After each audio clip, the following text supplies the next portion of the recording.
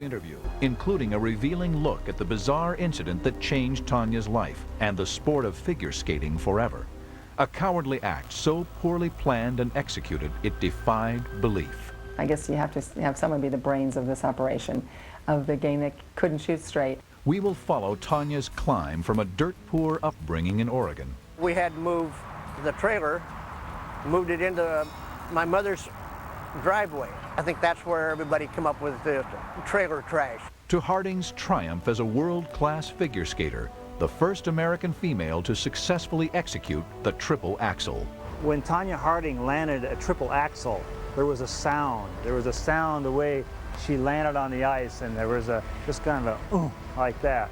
And nobody will ever forget that when it was done right. We'll hear tales of the firm hand of an overbearing mother. If I didn't do something perfect, she was always down on me, either hitting me or vocally yelling and screaming at me. And Tonya claims her ex-husband, Jeff Gilluli's behavior went from bizarre to violent. He grabbed me and drugged me all the way in to my apartment with a gun pointed at me.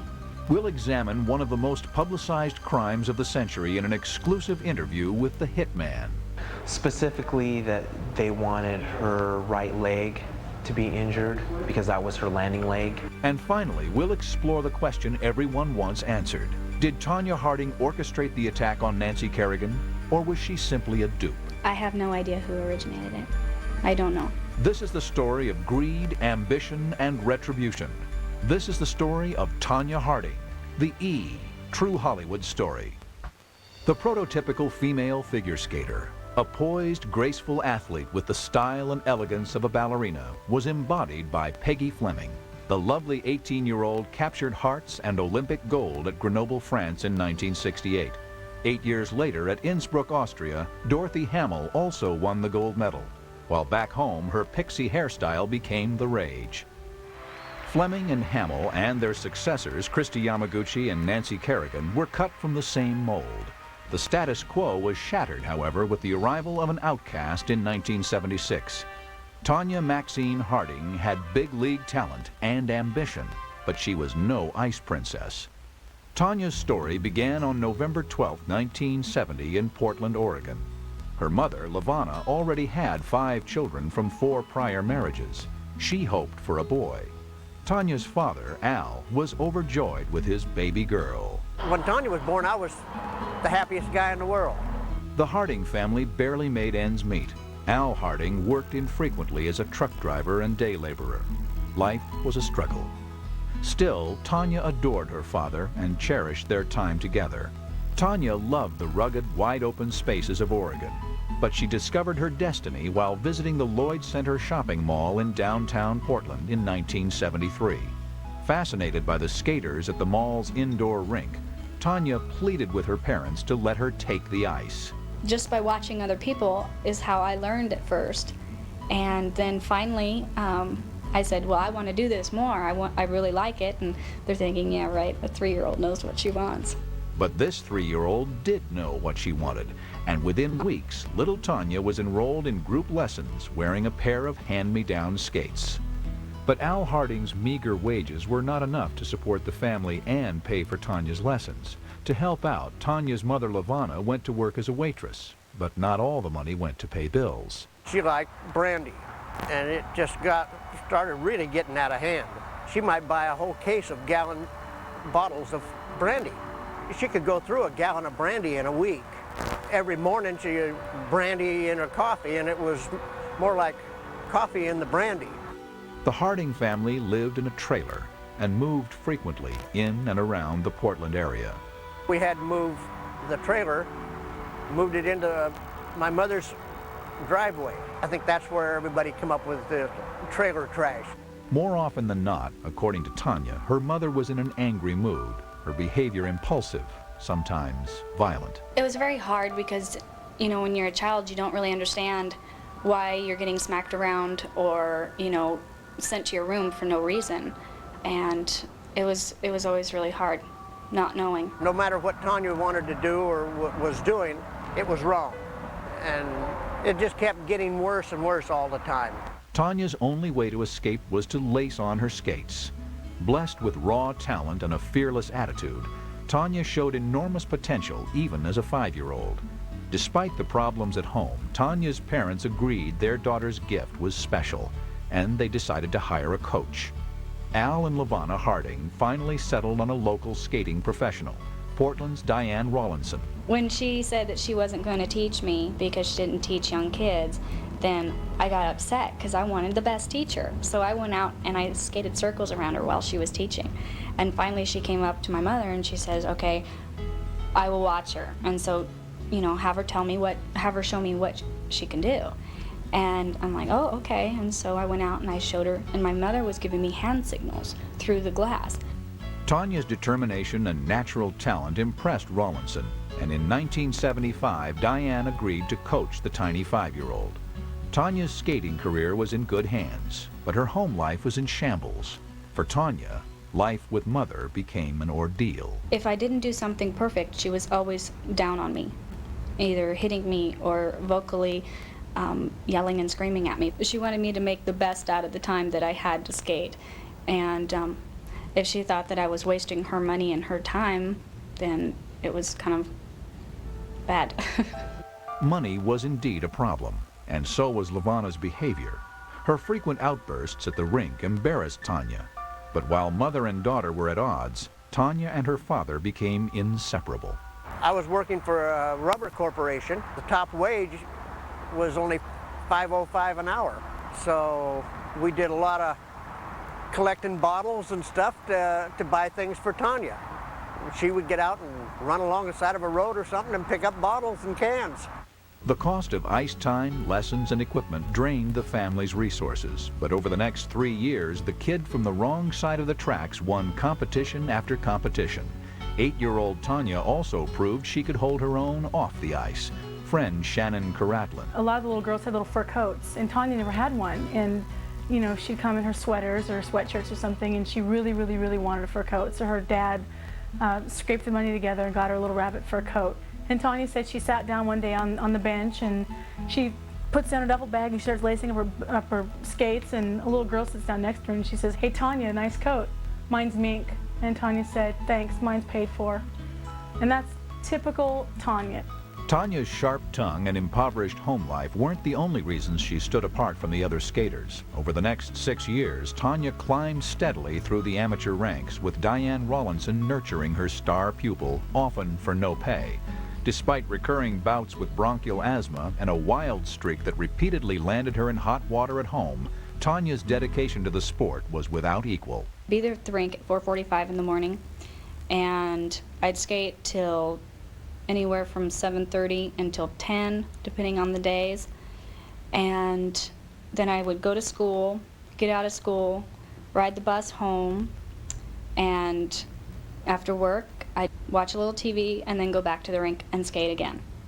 And then I'd have dinner and go to bed. I mean, a typical day. The hard work paid off with more trophies and a national reputation. Tonya was an explosive skater. Her daring style quickly became the Harding trademark. I like to jump. I always thought the jumps were totally exciting. I mean, once I learned one and I got it down, I wanted to be doing the next one. I mean, just as many as I possibly could. In 1984, the fearless 14-year-old turned her tremendous leaping ability into a figure skating first. Tonya landed a 3.5 revolution triple axel, a jump even the best female skaters in the world were afraid to try. 2 years later, in 1986, Tonya finished second at the prestigious Skate America competition in Portland, Maine. Then, after completing the 11th grade, she dropped out of high school at age 16 to pursue her passion full-time. But nothing would be easy for Tonya Harding. Poverty, and under the firm hand of an overbearing mother. But by 1986, the 16-year-old skating sensation seemed destined to realize her dream of Olympic gold. On the ice, Tonya was a tireless worker. Away from the rink, she smoked, partied, and preferred drag racing to dressing up. Tonya's mother, 46-year-old Levana Harding, was overbearing and demanding, earning her the reputation in skating circles as the mother from hell.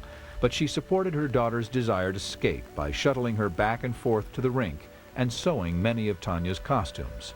According to Al Harding, Levana, however, was never far from a drink or from a shouting match with her husband. and the arguments were often about Tonya. One evening, Tonya wanted to do something or go over and see her friend or something. And her mother, I think, was about half snockered. And her mother kept saying, no, you're not going. And I said, what difference does it make, you know? You're only going to be next door. I said no.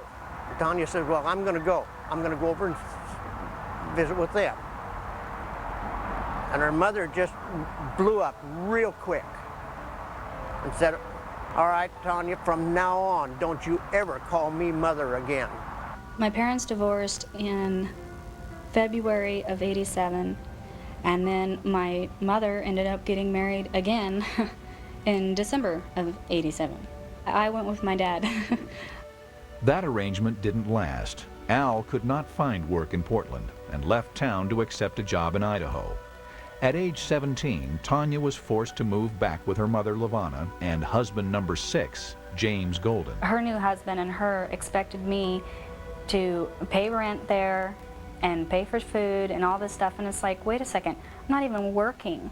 Tonya began looking for a way to escape, and her ticket turned out to be the guy she was dating, a 20-year-old conveyor belt operator for the Oregon Liquor Control Commission. But Tonya's dad, Al Harding, was convinced his daughter was making a mistake.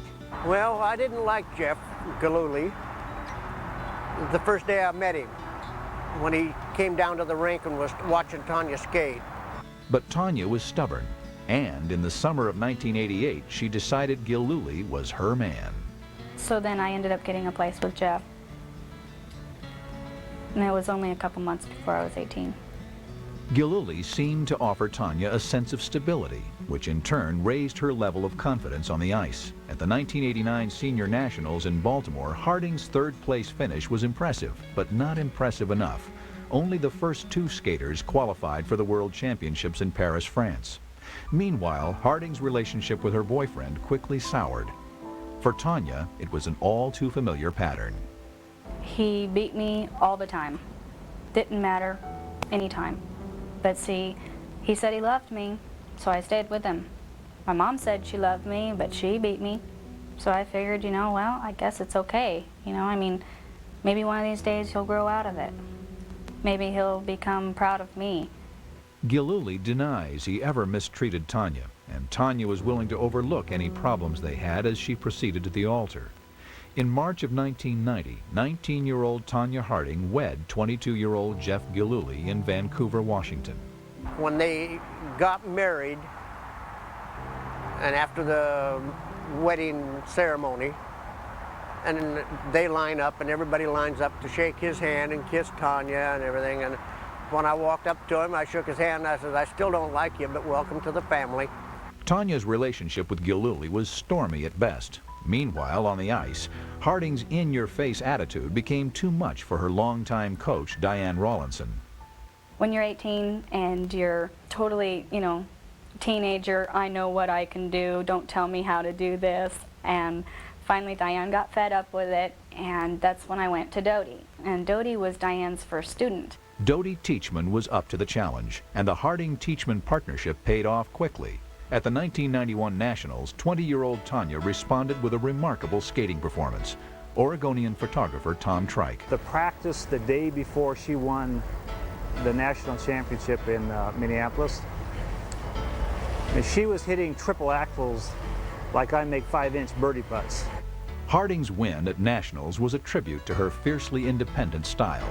While her competitors wore conservative costumes and skated to classical music, Tonya dressed provocatively and skated to ZZ Top, Tonya's former agent, Michael Rosenberg.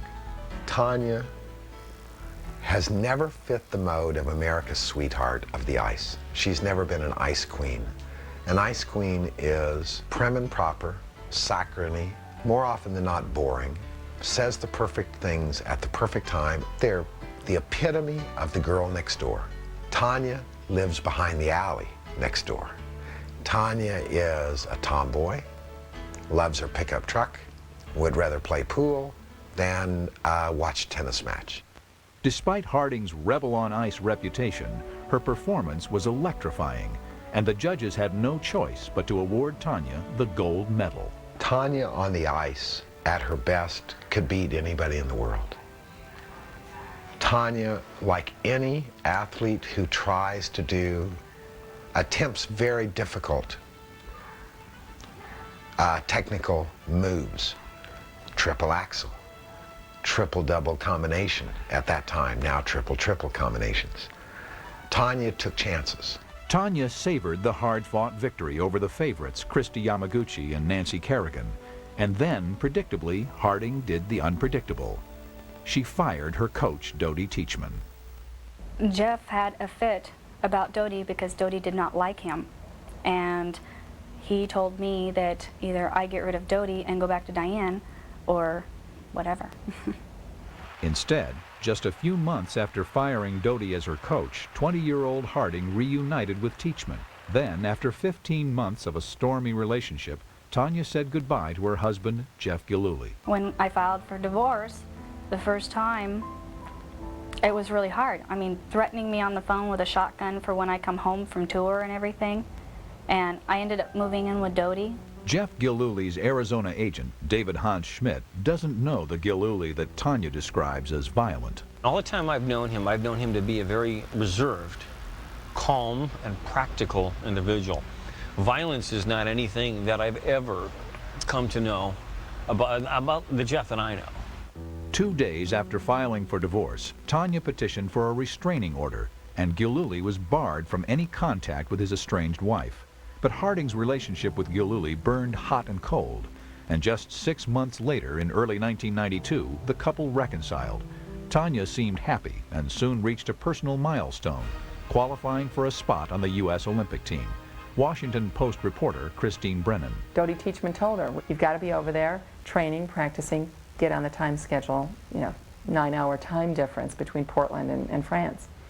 And Tonya said, forget it. I'm going when I want to go. And that's exactly what Harding did.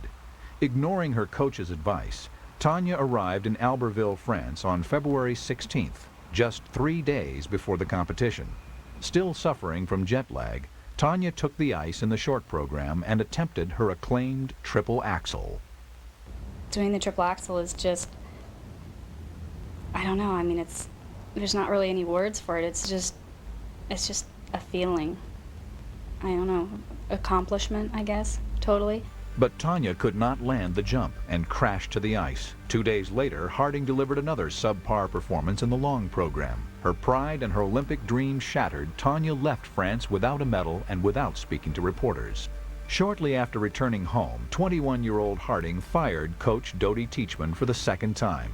Tonya immediately rehired her first coach, Diane Rawlinson, while Jeff Gillooly quit his job at the Liquor Control Commission to assume the role of Tonya's manager. Gillooly knew figure skating was as much theater as sport, and that Tonya was in need of a makeover. They wanted me to be more elegant and not just be a jumper and a spinner. They wanted me to be a well-rounded skater who could do the jumps and the spins and be artistic also. So we decided to go a different direction. For the 1992 World Championships in Oakland, California, Tonya toned down her daring costumes and traded the music of ZZ Top for Old Blue Eyes. I like to be able to have the music that I can just go out there and just do it, But when I was skating to the Sinatra music, it was very hard for me to concentrate on doing my jumps when I was really trying to concentrate on following through with my fingertips and my chin and everything else. I mean, it totally was not me. Tonya's attempt to squeeze into a new mold was half-hearted at best. Harding finished a dismal 6th in the World Championships, and her career was headed nowhere. Promise for skater Tonya Harding, but disappointing performances at the Olympics and World Championships left her reeling. Over the next year, 22-year-old Tonya struggled to regain her competitive edge, while her contentious relationship with husband Jeff Gillooly went from bad to worse. For the second time in their turbulent marriage, following a brief reconciliation, Tonya Harding filed for divorce from Jeff Gillooly. This time, Tonya went through with the divorce, which was final in August 1993. Gillooly's self-proclaimed stint as Tonya's manager also came to an end, but Tonya had not seen the last of her ex-husband. Soon after they split, Tonya claims Gillooly showed up on her doorstep and threatened her. He grabbed me and drugged me all the way in to my apartment with a gun pointed at me. I'm starting to ask him, what's going on, why are you doing this and stuff. Points the gun at me and says, you want to die? You want to die right here, right now? And he said something, and I started to turn around, and all of a sudden the gun went off. Gillooly allegedly hauled Tonya outside and forced her into his truck. A neighbor called the police. It was a couple miles down the road. Finally, the police caught up with him and pulled him over. They handcuffed him, put him in a cop car. They came, pulled me out of the truck, handcuffed me, and I don't remember if they carried me or walked me to the car. They put me in the same car with him in the back seat, handcuffed. And Jeff tells me if I don't say that everything is okay and it was an accident, he was going to take care of me or have someone take care of me.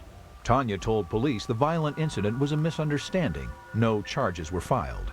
When Gillooly's representative, Agent David Hans Schmidt, was questioned about Tonya's allegations and Jeff's response, Schmidt was reluctant to either defend or rebut Tonya's claims. Well, you know, I don't have a take, and B, I can't comment on that, okay? The lawyers just X that one right off. The love-hate relationship between the couple then took another strange twist. Tonya claims she received an unusual phone call from a representative of the United States Figure Skating Association, the ruling body of the sport. I filed for divorce and then went through the divorce, was divorced, got a call from a USFSA member, told me that they thought I had a stable life with him and that I needed to be with him or I may not get the marks that I deserve. So I had to either make a choice of being with him for 3 months to be able to make it on the Olympic team and then tell him, see ya, or take my chances. The official position of the USFSA is no comment. However, Tonya stands by her statement. But what Tonya wanted more than anything else was to avenge her poor performance in the 1992 Olympics. And Harding's opportunity was just months away. The International Olympic Committee decided to stagger the Summer and Winter Games, and the next Winter Olympics were scheduled for February 12, 1994. Reuniting with Jeff Gillooly, however, was a stiff price for Harding to pay, but Tonya believed she had no choice. Everything that happened after we got back together was basically for show. Tonya claims that her relationship with Gillooly took its toll on her physically and mentally. Because of the strain, Harding's skating suffered and her national ranking dropped. Tonya was forced to compete in the Pacific Northwest Championship in November 1993 to qualify for the U.S. Nationals. I was in really good shape, training my butt off, totally. I mean, training. I was in really good shape, ready to go, but I had bruises all over my face. Could not cover them with makeup. An hour before Tonya was scheduled to compete in her hometown rink to qualify for nationals, she backed out, claiming an anonymous caller threatened to shoot her. Many believe Tonya staged her own death threat to avoid the indignity of having to appear in the regional competition. But the USFSA backed Tonya. Harding was awarded a bye to the U.S. Nationals, scheduled for January 1994 in Detroit. At Nationals, Tonya hoped to earn another spot on the U.S. Olympic team. Meanwhile, Jeff Gillooly allegedly was up to his old tricks, according to Tonya's agent, Michael Rosenberg. Approximately 2 months before the Olympics, I had a very major disagreement with Mr. Gillooly on the telephone regarding Tonya's career. I subsequently asked to speak to Tonya and terminated our relationship. It was an extremely difficult decision for me to make because of my fondness for Tonya, but I despised the man she lived with. And he, unfortunately, was interfering in my job, which was to help her career. Rosenberg's disdain for Gillooly went beyond the obvious personality clash. Jeff Gillooly is, or was to me, very smart, basically nice, started becoming full of himself, started becoming very arrogant as time progressed.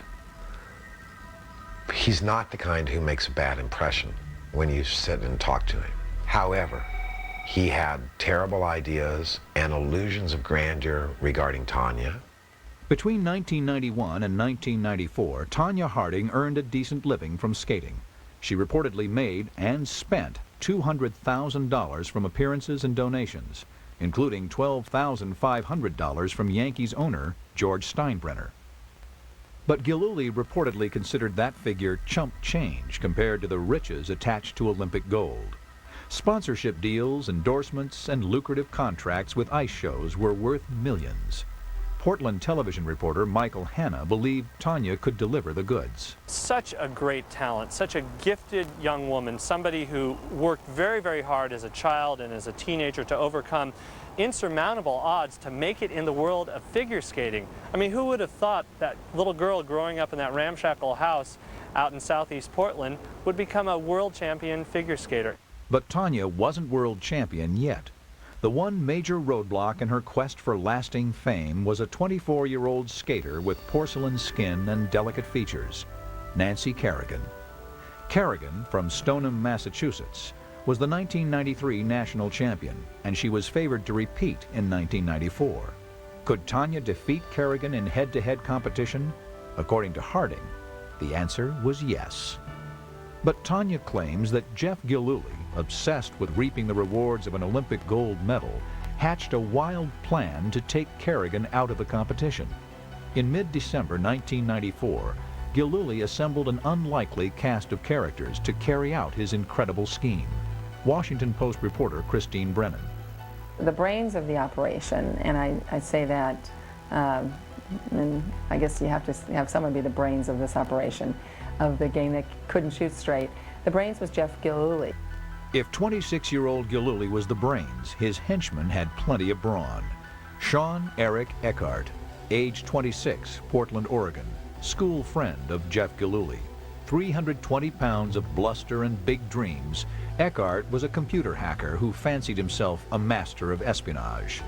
Yet the wannabe James Bond drove a 20-year-old car without hubcaps and lived with his parents. Derek Brian Smith, age 29, Phoenix, Arizona, friend of Sean Eckhart. Smith was a former night janitor who moved from Oregon to Arizona with hopes of setting up his own anti-terrorist training academy. He never did. Shane Minawaka Stant, age 22, Phoenix, Arizona, nephew of Derek Smith. Stant listed his occupation as bounty hunter and bodybuilder, and at 6 feet tall, 225 pounds, he looked the part. In fact, Stant was a small-town crook with a history of run-ins with the law. With his dream team of crime assembled, Gillooly met with Sean Eckhart in Portland on December 16, 1993, and the perverted plan to assault Nancy Kerrigan was set in motion. In 1993, 23-year-old Tonya Harding trained tirelessly for the U.S. National Championships, the competition that determined which skaters would represent the United States at the Winter Olympics, just weeks away. Meanwhile, Jeff Gillooly hoped to get back in his ex-wife's good graces with a plan that would make Tonya a lock to win nationals. Gillooly planned to eliminate Tonya's main competition, skater Nancy Kerrigan. The plot to take out Nancy Kerrigan was short on details. Some type of attack was envisioned, but the particulars still needed to be worked out. Jeff Gillooly and his partner in crime, Sean Eckhart, believed attacking Kerrigan offered them a chance at fame, power, and riches. After all, Gillooly reportedly told Eckhart, a hit on Nancy Kerrigan would force other skaters to seek protection, and personal security was Eckhart's specialty. Meanwhile, Tonya Harding, who still claims she knew nothing of the frightening plot, does not deny she knew Sean Eckhart, but she had little or no respect for him. He was too ignorant to be a bodyguard. He had all these fake things on his walls and stuff that said that he did all these bodyguard camps and all this stuff, you know, and he always was saying, oh yeah, I want to be a bodyguard service for the United States Figure Skating Association. And I'm like, they would never hire you in a minute. And he's like, well, maybe one of these days I'll talk to them and they'll hire me on. He was an idiot. Plain and simple. Harding wasn't the only one who believed Eckhart was a buffoon. Gary Crow taught a legal class at Pioneer Vocational School near Portland. Eckhart was one of his students. Sean Eckhart was full of cloak and dagger stories that could not be true. It was one story after another story. Gillooly, however, seemed oblivious to Eckhart's reputation and made the wannabe bodyguard his point man for the attack on Nancy Kerrigan. Eckhart then notified the 2 men in Phoenix, Arizona he recruited at Gillooly's request, Eckhart's buddy, Derek Smith, and Smith's nephew, Shane Stant. We decided, Derek Smith and I, to drive to Portland to meet with Gillooly and Eckhart to see how serious they were about it and what they wanted to do exactly. The meeting took place at Sean Eckhart's home on December 27, 1993. Gillooly reportedly agreed to pay his co-conspirators a total of $6,500 cash, plus a percentage of Harding's expected Olympic windfall, if they succeeded in knocking Kerrigan out of the competition. But Derek Smith was suspicious. He thought Gillooly might renege on the deal after the hit, so Smith decided to record the conversation. They asked me if I would be willing to cut her Achilles tendon. You know, I said, no, I think that's a little drastic. The talk of taking her life came up by Sean Eckhart, and that was discarded really quickly. The discussion then turned to a less permanent but still vicious solution: a crippling blow to Kerrigan's body. They wanted her right leg to be injured because that was her landing leg. It was my understanding that Tonya told Jeff Gillooly that she preferred the right leg because it would guarantee that she couldn't land on that leg, and that was her landing leg. Tonya flatly denies any knowledge of the plot to disable Kerrigan. I have no idea who originated it. I don't know. But Stant insists Harding had to know what was going on. As we were walking down the stairs of Sean's mom's house, Tonya had pulled up in her truck to pick up Jeff. I made eye contact with Tonya Harding in her truck in front of Sean Eckhart's mother's house in Portland. Harding counters that she was rarely around Jeff Gillooly in late December 1993. I did not spend a lot of time with him at all. I was at his sister's house doing my costuming because she was making my costumes. Meanwhile, the half-baked scheme to take out Nancy Kerrigan moved ahead. On December 28, 1993, Gillooly authorized Eckhart to furnish Derek Smith with $2,000 to cover expenses, while Shane Stant zeroed in on his target. I had made a couple phone calls, and then I was told by Derek Smith, because he was basically the intercessor between Gillooly and myself, that Tonya had called and was trying to find out when she practiced. Harding admits making the phone calls that located Kerrigan, but Tonya maintains she was duped by Gillooly. He had asked me something about her, and it was about where she lived or something like that. And I said, that's not true. She bought a house. You know, after tour, she bought a house. That's not where she lives. We totally had this bet going on. I said, fine, I'll call up Vera Morano. I'll ask her. I will ask her if I'm right. Sports writer Vera Morano confirmed that Tonya was right. Nancy Kerrigan lived and practiced in Cape Cod, Massachusetts. Armed with the information he needed, Gillooly ordered Shane Stant to fly from Portland to Boston. The hunt was on. Stant arrived early in the afternoon of December 29, 1993, and registered at the airport Hilton. He paid with a credit card. The next day, December 30th, Stant drove his rental car to nearby Cape Cod. Stant checked into a local motel and staked out Kerrigan's practice rink for 2 days. I had made a couple phone calls and was trying to find out when she practiced, because the time that they said she did, she wasn't. I was doing surveillance on the place for a couple days, and she was never there.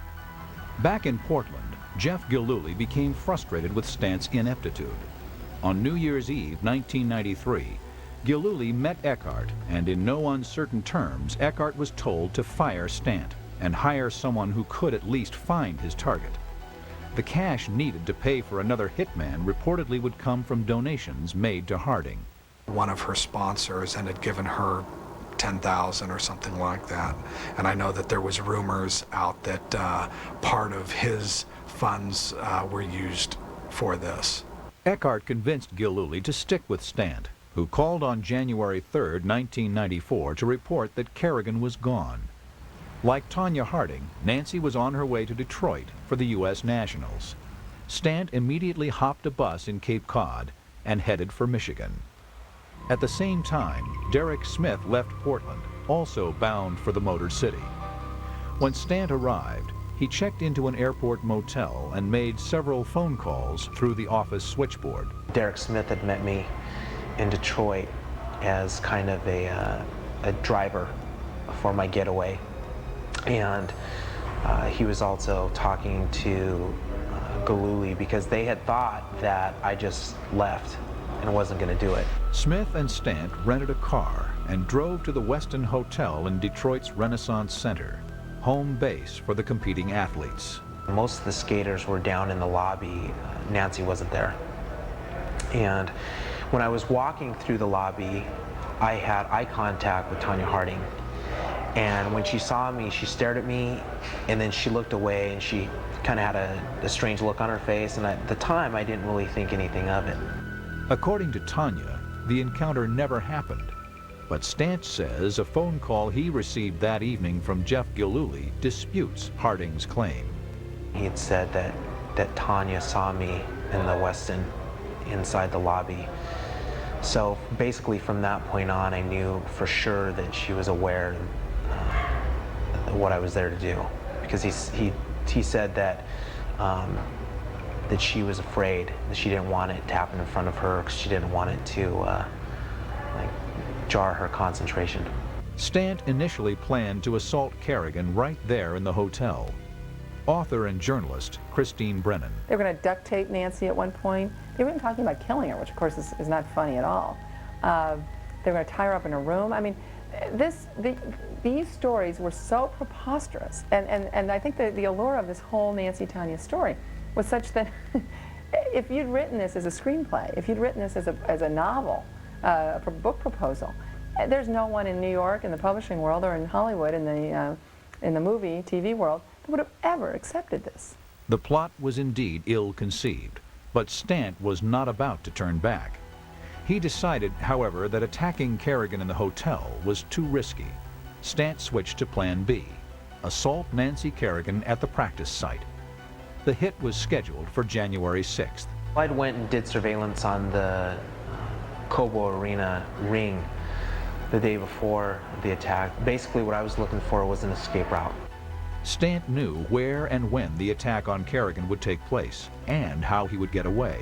Stant also believed he had the perfect weapon, a device he purchased in Phoenix at a martial arts store. Most of the police from all over the United States use a collapsible baton, or what's called an asp. It's not designed to break bones, and I wanted to be able to pinpoint my hit. Satisfied he was prepared for the hit, Stant turned in for the night as winter tightened its grip on Detroit. Stant awoke on January 6, 1994, to a city blanketed in snow. Dressed in black, Stant concealed the weapon in his pants and drove to the Westin Hotel, where he met Derek Smith in the lobby. Nancy Kerrigan was minutes away from the most terrifying episode of her life. Olympic berth was at stake. She had no idea just how high those stakes would become. Tonya Harding completed her practice routine and left the arena to return to her hotel. Meanwhile, the getaway driver, Derek Smith, took his post near one of the stadium's exits, while the hitman, Shane Stant, sat alone in the stands, nervously waiting and watching. You make a decision, you make a commitment, and you have to go through it. And especially in something like this, you have to be able to shut yourself off completely, because you can't get emotionally involved with the person. Around 3 o'clock, Nancy Kerrigan began her practice session.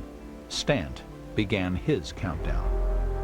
I was timing the skaters because they have a certain amount of time that they can practice, and that when they do their routine, I noticed that the skaters all go through the same hallway.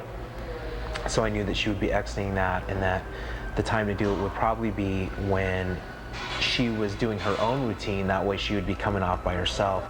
Stant signaled his accomplice, Derek Smith, to bring the getaway car around to the side of the building as planned.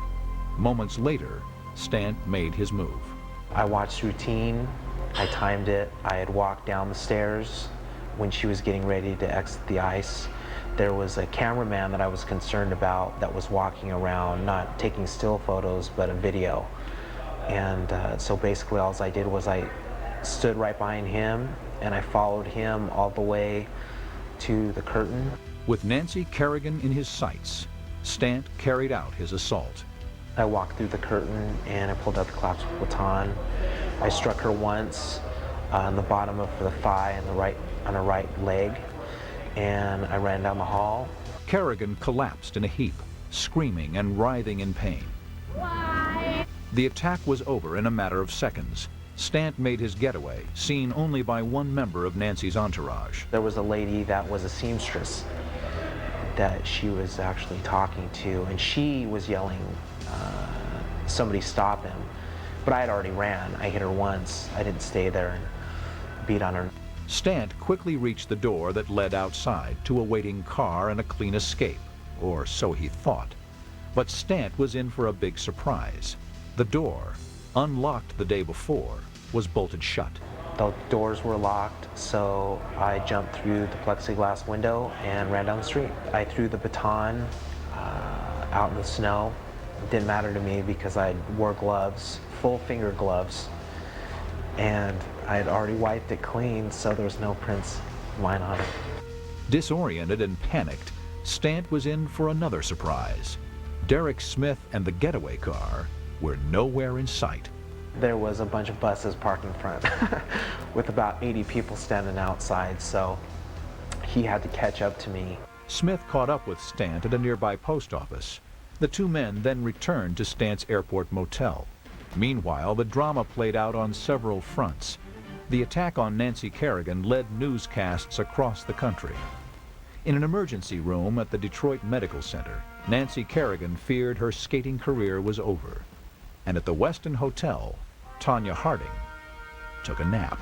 Somebody called me and woke me up from sleeping and said that Nancy had been attacked and that I was to stay in my room and that they would come and get me when it was time for my practice session that evening.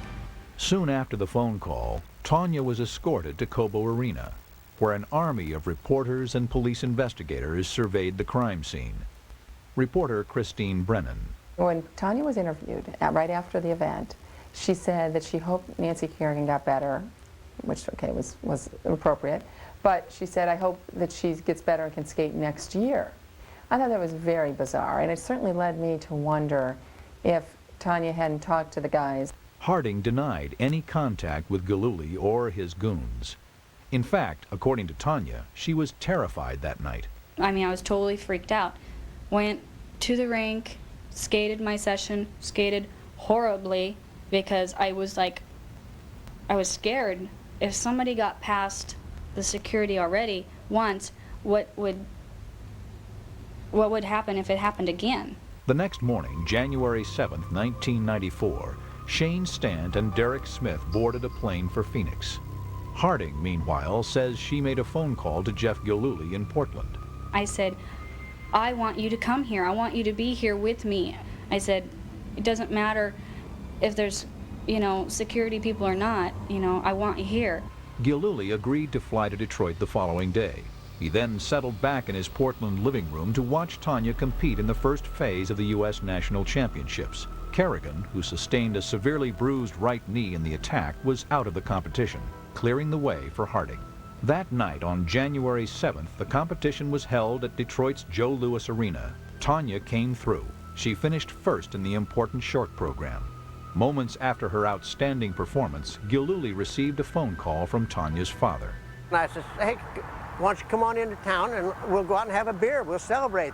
The two men met a short time later. Al Harding will never forget his conversation with Jeff Gillooly. I said, I think it's terrible. Tonya wanted to be able to skate against her and beat her on the ice. Well, he says, we had it done. I said, what do you mean, we had it done? Yeah, he says, Sean and I and friends of Sean's, we did it. And I said, you got to be the most stupidest person in the whole wide world. I said, does Tonya know you guys did that? And he said, no. And don't tell her when she gets back.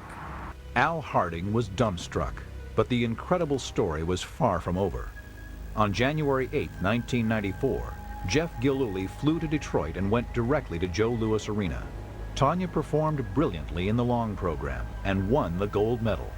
Tonya Harding was the 1994 U.S. national champion, and she was headed for the Olympics. There's 2 spots open for the Olympic Games for women in figure skating in the United States.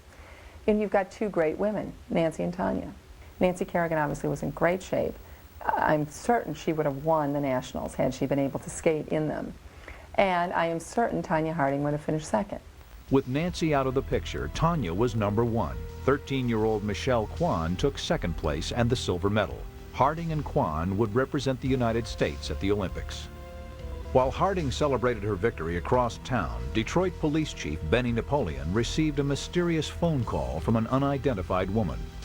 Her tip was the first break in the explosive 2-day-old case. She had indicated that she was calling from out of state and she was really just upset about what had happened to Miss Kerrigan, and she just really wanted somebody to have the information that she was aware of.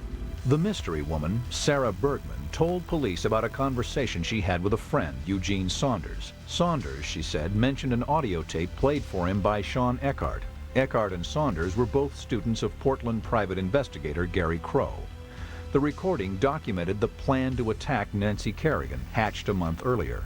The next day, January 9th, Saunders came forward with his story, which he recounted to instructor Gary Crow. He told me about going over to Sean's house and being played a tape that was of a meeting between Sean, Jeff Gillooly, and a man from Arizona who Sean described as a hitman type character. Sean, as the tape was being played, was reiterating the words that were being said on tape. And one of them was, "Why don't we just kill her?" And another voice saying, "No, why don't we just, hit her in the knee?"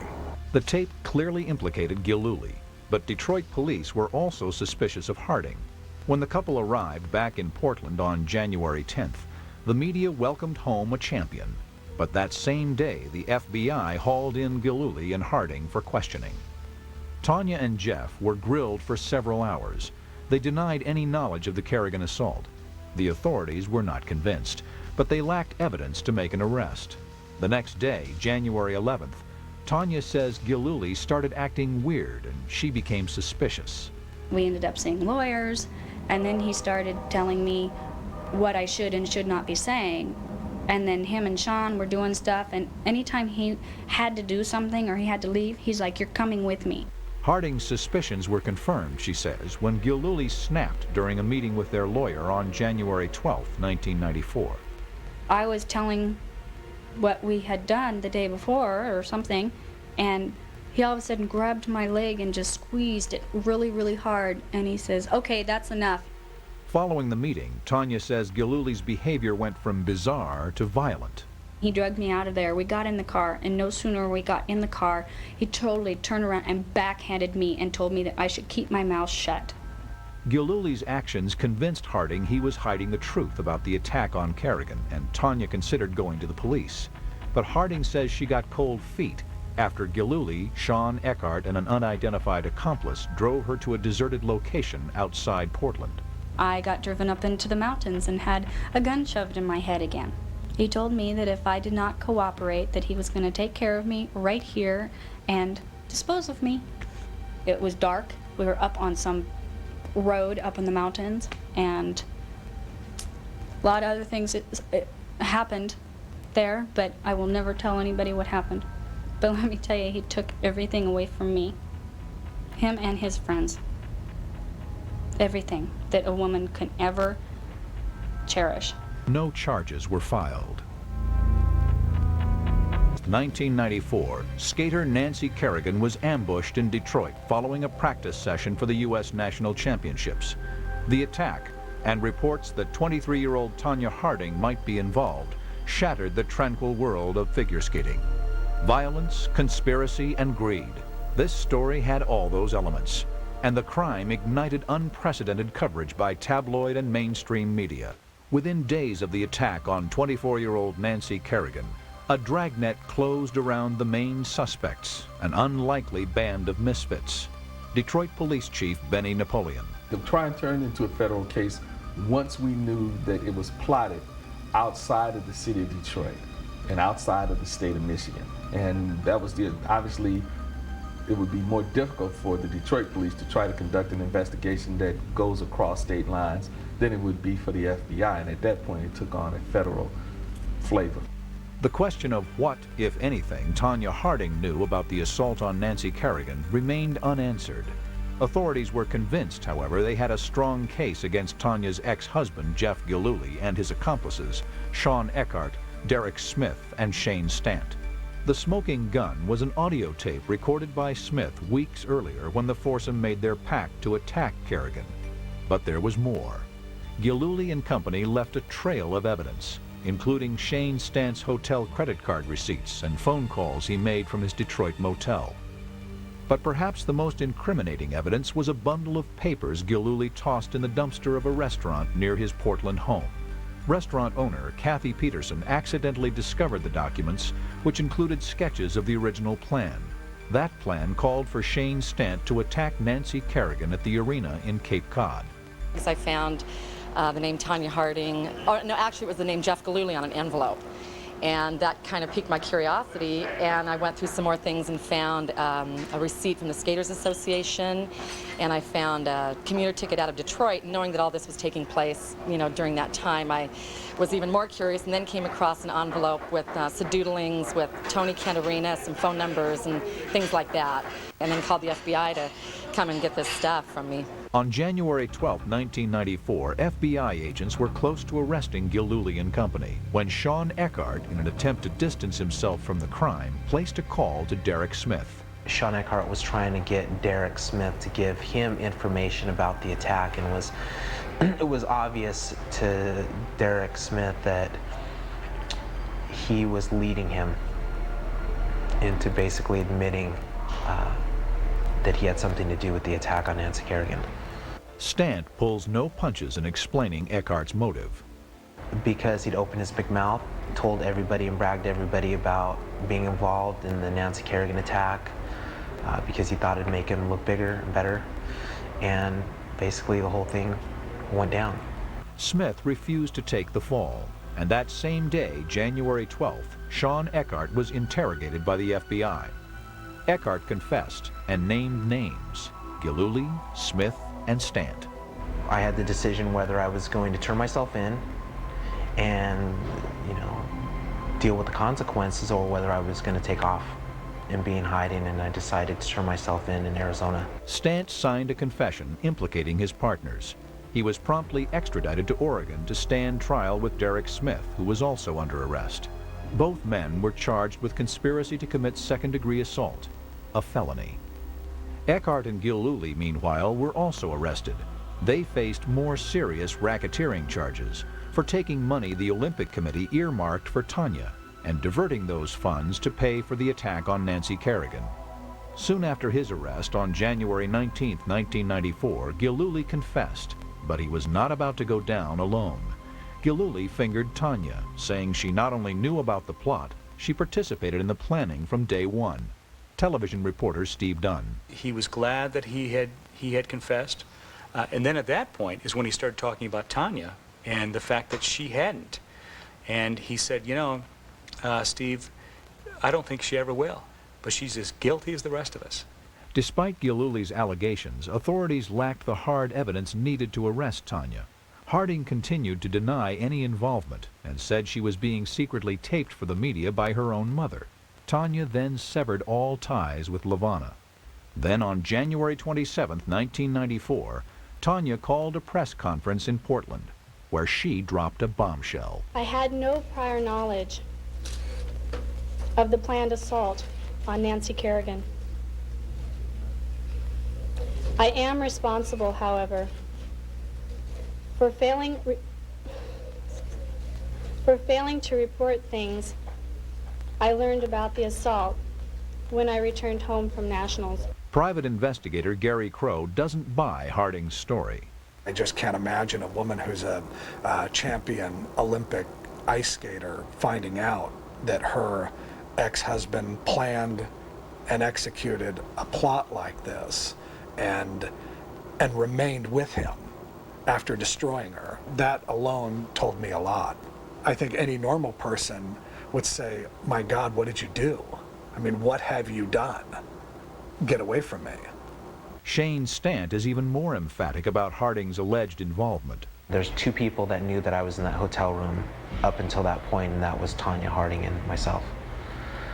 So she definitely knew about the attack before it happened. Sean Eckhart agreed with Stant. Television reporter Michael Hanna. He willingly talked to news reporters about his involvement in the case, and every time that he talked, he was more than happy to pin the blame on Tonya Harding and intimate that she was involved from the very beginning. Tonya's reaction to her accusers is simple. She says Gillooly, Stant, and Eckhart are liars. I mean, if somebody's going to believe somebody, it's their own choice. If they're not, they're not. I mean, what I say or do isn't going to change anybody's mind unless they really do believe it. And if they don't, that's okay. That's okay, because I know in my heart, and the Lord knows, that I am innocent. Denying she helped plan the hit on Kerrigan did not absolve Harding from possible criminal charges. In fact, Tonya's admitted role in covering up the incident led to a grand jury investigation. In the meantime, the United States Olympic Committee faced a troubling dilemma. Harding was innocent until proven guilty, and Tonya's win at the U.S. Nationals earned her the right to go to the Olympics. The Olympic Committee had two options: either grant Tonya a spot on the U.S. team or face Tonya's attorney in court. Journalist Christine Brennan. There comes a $25 million lawsuit that says that Tonya should have a right to a trial, that we don't yet know if she was involved or not. And if we don't know, you cannot deprive her of the opportunity to go to the Olympics before we know if she committed a crime or not. Board members of the United States Olympic Committee decided to avoid an ugly court battle and named Tonya to the U.S. Olympic team. But the messy affair was further complicated by the question of what to do about Nancy Kerrigan. Despite her injury, Kerrigan insisted she could recover in time to compete.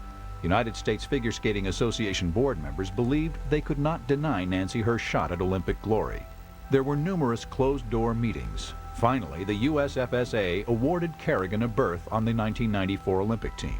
Michelle Kwan gracefully accepted her role as an alternate. The stage was set. Kerrigan and Harding would represent the United States in one of the most controversial sporting events in history. The show began on February 16, 1994, when Tonya arrived in Lillehammer, Norway. Agent Michael Rosenberg. Here as a skater arriving at the Olympics, and it was as if it were Princess Di, the President of the United States, and Muhammad Ali arriving at the same time. Brian Boitano, a member of the 1994 men's Olympic figure skating team, watched the Kerrigan-Harding drama unfold. It was an odd Olympics because it was really about not the sport, it was about the tabloid aspect. People wanted to see if they were going to get in a fist fight or something on the ice on practice sessions, so that's all they really cared about. It wasn't about competition anymore. It's the sweet Snow White being hit by the Wicked Witch and her cohorts. So the whole world watched. But Harding wasn't the only one with an Olympic dream or a reason to fight. Journalist Christine Brennan. Nancy Kerrigan's one of the toughest and most competitive people I've covered in the figure skating world. Nancy Kerrigan, that first practice session, wore the white lace practice dress that she was wearing when she got attacked. And she did that as a message to Tonya. This is going to be an in-your-face move, Tonya Harding. I'm going to wear this dress. Finally, after days of practicing, the jockeying was over and the Harding-Kerrigan showdown was at hand. On February 23, 1994, the sport of figure skating changed forever. TV ratings went through the roof. By the time Nancy and Tonya skated in Norway at the Olympic Games, 5-6 weeks after the WAC heard around the world, it was the 6th highest rated television program in history. Not sports, but just all around TV programs. Last Mash, Who Shot JR, 1 episode of Roots, 2 Super Bowls, and Nancy and Tonya. I mean, we will never see a sports story like that again.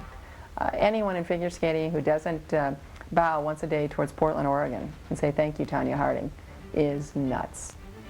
1976 Olympic gold medalist Dorothy Hemmel. Good or bad for the parties involved, Tonya Harding and Nancy Kerrigan. That whole incident put ice skating on the map. I think it was the first time people realized that skaters aren't the women and aren't just these ice princesses or ice people that do everything perfect all the time and wear, you know, pretty costumes. And it really, it made ice skating more real to people.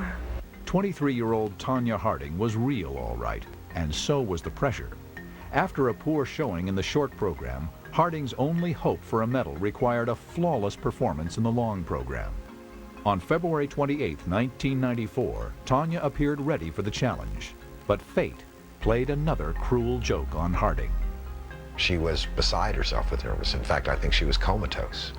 And of course, when her laces broke and she puts the skate up on the deal and tears are flowing down her face, and which her detractors construe as woe is me. Her supporters construe as, God, what else could happen to this girl? Tonya struggled with her skates and her confidence and buckled under the pressure. Nancy Kerrigan, meanwhile, seemed to thrive in the circus atmosphere. Nancy Kerrigan skated beautifully, and I think it really spurred her on to the finest performance I've ever seen her give. Good enough for Kerrigan to win the gold medal, according to many experts. But judges awarded the top prize to 16-year-old Oksana Bayul from the Ukraine. Tonya Harding, who dreamed of winning Olympic gold since childhood, finished 8th. Skaters Tonya Harding and Nancy Kerrigan at the 1994 Olympics in Norway was a boom for TV ratings and a bust for 23-year-old Tonya. While Kerrigan narrowly missed winning the gold medal, Harding was never in contention and finished 8th. Tonya was humiliated and bitter, but the emotional battering was far from over. Tonya Harding returned to Portland on February 28, 1994, to a warm welcome from die-hard fans and the cold reality of looming criminal charges in the attack on Nancy Kerrigan.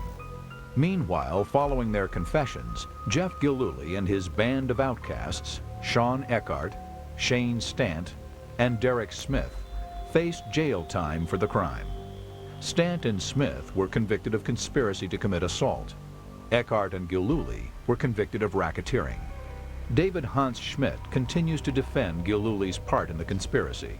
Jeff has often publicly said that he has admitted and pled mea culpa to his active involvement within the conspiracy. It's been well documented through the FBI report and through the statements by all parties involved, most parties involved, that the idea was born of Sean Eckhart, and then Shane Stant, Derek Smith were the hitmen, and Jeff was the financier.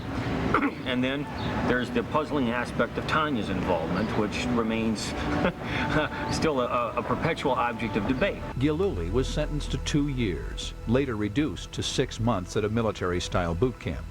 His accomplices were given 18 months. To avoid a similar fate, Tonya cut a deal with prosecutors.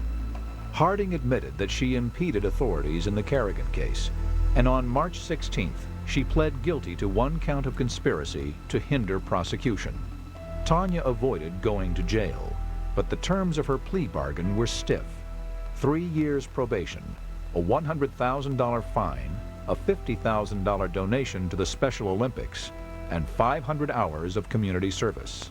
Even more devastating, Harding was forced to resign from the United States Figure Skating Association, which effectively ended her amateur career. The USFSA, however, wasn't through with Tonya Harding. Agent Michael Rosenberg. The United States Figure Skating Association, in its wisdom, which I believe was retribution against Tonya and getting their pound of flesh after the embarrassment she had caused the American skating establishment, ruled that she was banned from sanctioned events for life. They also made it crystal clear to other skaters that if they ever appeared on the same ice with Tonya, they would no longer be invited to participate in sanctioned events. USFSA officials refused to comment. Everybody was afraid of the establishment. Consequently, Tonya was banned from making a living. No one would skate with her in any ice show, any ice competition, any exhibition. Here was one of the greatest athletes in the world who was banned for her life, from doing what she did best, and the only thing she really knew how to do. The USFSA could not prevent Harding from teaching, one of the few options that allowed Tonya to stay involved in the sport of figure skating. All I want to do is teach. I want to give kids a part of what I learned over the years, and I sure as hell think that I'm pretty qualified to do that. Reporter Michael Hanna explains why. It's going to be a long time before parents and people here in the Portland area forget what Tonya Harding was involved in. So I'm not sure that she's going to find a lot of paying customers willing to pay good money to have their kids coached by Tonya Harding. Tonya, it seems, was maligned wherever she turned, even as she tried to carry out her community service commitment. One of the things that she chose to do was to work at a school in the Portland area, working with kids in physical fitness programs. Well, there was so much outrage on the part of parents at that elementary school that there was no way in the world that Tonya Harding was going to be invited into that school to teach children. Shunned by her community and barred from the sport she loved, Harding struggled to pay mounting legal bills and the enormous court-ordered fines. Tonya sold her sordid tale to the tabloid media for over $600,000. But interest soon waned, and at age 23, Harding began exploring other opportunities to earn a living, including show business. In the summer of 1994, producers signed Harding for a small role in Breakaway, a low-budget action-adventure movie. The movie was forgettable, and so was Tonya's performance. Tonya's fledgling movie career was over, almost before it began. By the following year, Tonya was ready for another adventure. Harding teamed up with celebrity artist DeForest for a series of paintings called Fire and Ice, which depicted Tonya's fallen career.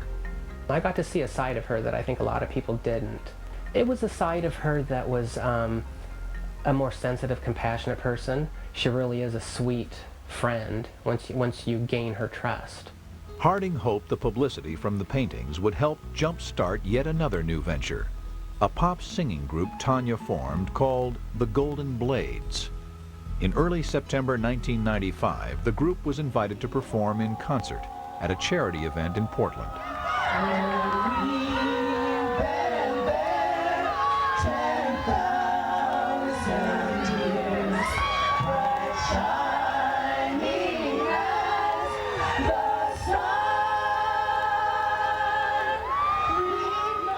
The appearance was a disaster.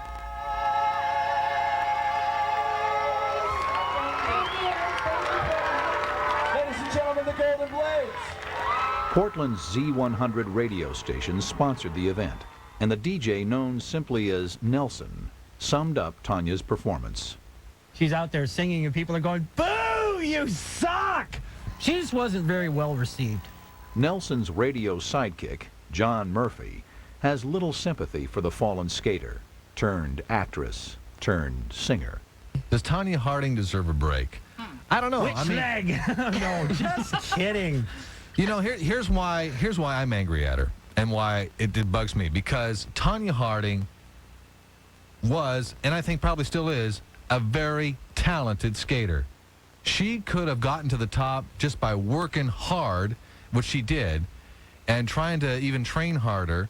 And she could have been a great skater legitimately. It just bugs me that she had to go to this other level and get in cahoots with these other lowlifes to try and make herself and her career better, and it just blew up in her face. And I can't let that go, because you know why? That's somebody with talent, a God-given gift that a lot of other people don't have, and she screwed it up. While Tonya searched for a new identity, 26-year-old Nancy Kerrigan married her 41-year-old manager, Jerry Solomon. Meanwhile, Tonya Harding found a serious relationship of her own. But true to form, Tonya claims she once again picked a loser. Was perfect gentleman all the way up until we got married. Tonya claimed that the relationship quickly went downhill from there. And then another time, we were in the kitchen and he started tickling me. I had not had my first cup of coffee. Do not bug me before my first cup of coffee. Don't. Just leave me alone. Well, he turned around and did it again, and I told him, I said, "You do it one more time, I'm going to grab you by you know what, and I'm going to put you to the floor." 2 minutes or 3 minutes later, does it again. Grabbed him, put him to the floor. I said, don't ever touch me again. In April 1996, Harding and Smith divorced, and within 6 months, Tonya was back in the news. While relaxing with her godmother, Linda Lewis, at a local hangout, Tonya found herself in the middle of a life-and-death drama. But this time, the story had a positive spin. We went back and we were playing video poker for a couple minutes, and this elderly lady that was sitting next to me all of a sudden collapses and goes onto the floor, and we're like, oh my God, you know, call 911, and got down there, realized she's not breathing and everything. Linda started the pumping and I did the breathing and got her to come back around. Just 4 months later, in February 1997, the saga of 26-year-old Tonya Harding continued when Tonya claimed she was forced into her truck by a would-be kidnapper and told to drive to a deserted field. He had a knife and he had cut me right here as I was driving. He had punched me in the face with his hand, and I had a black and blue eye, and I stepped on it and I rammed my truck into the tree, and I don't know if he hit his head or something, but he was like totally stunned about what was going on. And I jumped out of the rig and I went and I hid in the bushes, and he ended up getting out, didn't see me, and went past me. Tonya says she jumped back into her truck and sped off to a neighborhood store where she called police. The alleged kidnapper was never caught, and many people questioned whether he even existed, including Washington Post reporter Christine Brennan. This kidnapping, a bushy-haired man was involved. I don't know if it was a fugitive, but you know, and I hate to sound cynical, but I just have covered this woman long enough to know that these things only happen to Tonya. She's kind of a sideshow. Dysfunctional family, and scratched her way to the top level of a cutthroat competitive sport where strength, determination, and talent prevail. But everything Tonya achieved was ruined in the wake of a scandal that destroyed her reputation and wrecked her dreams. Always an outsider, Tonya no longer expects forgiveness as she faces her future. Tonya just wants to be allowed to earn a living doing what she loves. On the ice, whenever Tonya fell, she always jumped up right away, tried to regain her poise and put the mistake behind her. As an athlete, Tonya trained herself to bounce back from spills on the rink. But recovering from the scandal that devastated her career has been a much more difficult challenge. I apologized so many times. I paid my price. And people to this day won't give me a second chance. Because Tonya cannot skate in events sanctioned by the U.S. Figure Skating Association, she can't win back fans on the ice. So Tonya wants to tell her story in a book. Her former agent, Michael Rosenberg, believes Tonya will find a sympathetic audience. Our instincts are to help the underdog, root for the underdog. Now you take Tonya. She was at the top. Champion, world, national. One of the most competitive athletes in all of winter sports history. She hits rock bottom. She asks for forgiveness from the skating world and from the world at large. And then she says, may I skate? And the answer is no. Something is wrong with this picture. But Tonya will have a much tougher time convincing skeptics like writer Christine Brennan, author of Inside Edge and Edge of Glory. Tonya, poor Tonya. Every decision, every place, every fork in the road where you could have gone the right path or the wrong path, Tonya and her associates always seem to have this incredible knack of going down the wrong path. And I don't know if I've ever seen an athlete make so many mistakes, get so many second chances, and then continue to make mistakes. So I have no sympathy for her. I just am amazed. Friends like Karen York have seen Tonya's troubles firsthand. People, they'll stand right behind her and make rude comments towards her using her name. And she ignores it. They feel it's their responsibility to make her pay for whatever they perceive she did. It's getting harder and harder to keep my chin up. But that's life, that's society. It's like a roller coaster, you know? It has its ups and it has its downs. And I'll always keep fighting, no matter how much it hurts, no matter. Tonya Harding defied the stereotype of the elegant figure skater, and the scandal surrounding her embarrassed the skating establishment that rules her sport. Ironically, That scandal made figure skating more popular than ever. I'm sorry that someone got whacked on the knee, but in the end, it turned out to be a wonderful windfall for the sport of skating. Prior to 1994, women's figure skating was a second-tier sport that surfaced during the Winter Olympics every 4 years. The Kerrigan-Harding scandal drew millions of new viewers to the competition. Many of those viewers became devoted, passionate, and loyal fans. The popularity of figure skating has exploded in the aftermath of the scandal. The boom has made figure skating one of the top sports on television. Tonya has not seen a share of the wealth. Even though a lot of these skaters have made money because of the interest in skating, because of the interest generated from the whack heard around the world, I think there's also this very interesting feeling that the skating community has collectively that, yeah, the money's great and we're glad for the exposure, but we don't want this woman around us. She taints our sport. You think about all the people in our skating world who've had troubles, but never stopped from continuing to make a living. It really centers on Tonya Harding. Why would this one little girl who dared to challenge the establishment assert her innocence and say, you're not going to stop me. I've earned my place to go to the Olympics. And to get lawyers to back her up, and a judge to back her up, and the world to back her up. They'll never forgive, and they'll never forget. While Tonya tries to persuade the sport's ruling body to reinstate her, Nancy Kerrigan remains a star on the professional skating circuit. 2 years after winning the silver medal and getting married, Nancy Kerrigan and husband-manager Jerry Solomon had their first child, a boy. Meanwhile, the misguided mastermind of the plot to attack Kerrigan, Tonya's ex-husband, Jeff Gillooly, got out of jail, changed his name to Jeff Stone, remarried, started a new family, and opened a chain of tanning salons in Portland. As far as I know, in fact, he is a changed person. He's stayed out of trouble since then and is making a living and is doing pretty well for himself. Arizona agent David Hans Schmidt. The whole plot was kind of bovine, and everybody admits that now and looks back on it.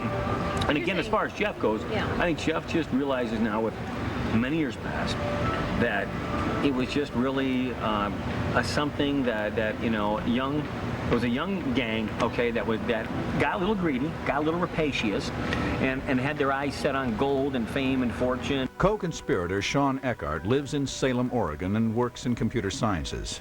Derek Smith has kept a low profile and dropped out of sight. Hitman Shane Stant, who attacked Kerrigan, served his time and became a personal trainer in Southern California. I started getting the idea that, hey, you know, this person really didn't deserve what's happening to her. I got to see some of her family on TV and how scared they were, and I have family and friends, and you know, I started to put myself kind of in her position, and it changed the way that I thought quite a bit.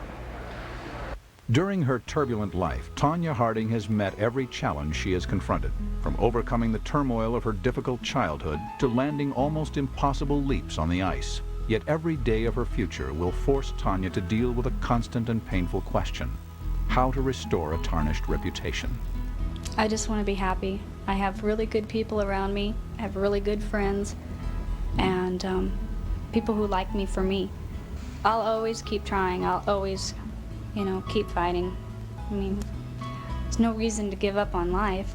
I mean, it's too precious.